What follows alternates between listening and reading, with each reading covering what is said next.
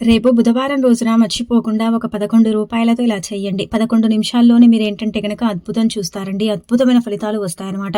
ఎటువంటి కోరికైనా సరే తీరిపోవటానికి అవకాశం ఉంటుంది. కాబట్టి రేపేంటంటే గనక ఒక 11 రూపాయలతో ఇలా చేయండి. చాలా మంది కూడా ఏంటంటే గనక బుధవారం కావచ్చు, అంటే సంకష్టహర చతుర్థి రోజు కావచ్చు, గణపతికి ముడుపు కడుతూ ఉంటారు కదండీ. కానీ చాలా మంది కూడా ఏంటంటే గనక ముడుపు కట్టే అంత సమయం ఉండదు కదా. అలాంటి వాళ్ళు బుధవారం రోజున 11 రూపాయలతో ఇలా చేసుకుంటే ఖచ్చితంగా అండి మీ కోరిక ఎటువంటిదైనా సరే తీరిపోతుందనమాట. ఏమీ లేదు, ఉదయాన్నే లేచి స్నాన కార్యక్రమాలు చేసుకొని ఇంకా గణపతి పటాన్నంతా కూడా క్లీన్ చేసుకొని మీ దగ్గర ఉండే ఎర్రటి పుష్పాలతో అలానే కాకుండా గరికతో గణపతిని అంటే అలంకరించండి.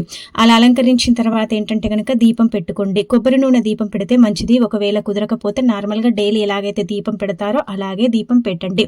అలా దీపం పెట్టిన తర్వాత ఏంటంటే కనుకనండి మీరు కొబ్బరికాయ కొట్టొచ్చు, బెల్లం ముక్కలు నైవేద్యంగా పెట్టుకోవచ్చు. ఇలా దీప ధూప నైవేద్యాలతో పూజించి ఆ తర్వాత ఒక 11 రూపాయలు తీసుకోండి. 11 రూపాయలు తీసుకొని మీ కోరిక ఏదైతే ఉంటుందో అది మీ మనసులో అంటే చెప్పుకోండి, భగవంతుడికి చెప్పండి.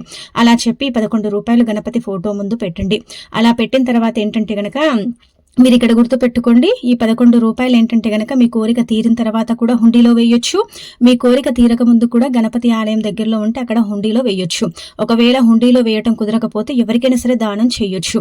ఇలా 11 రూపాయలతో గనక ఈ పరిహారం చేసుకుంటే ఖచ్చితంగా అండి మీ కోరిక తీరుతుందన్నమాట. మీరు కుబేరులాగా కూడా మారిపోతారని చెప్పొచ్చు. కాబట్టి రేపు బుధవారం రోజున మర్చిపోకుండా ఈ 11 రూపాయల పరిహారం చెయ్యండి.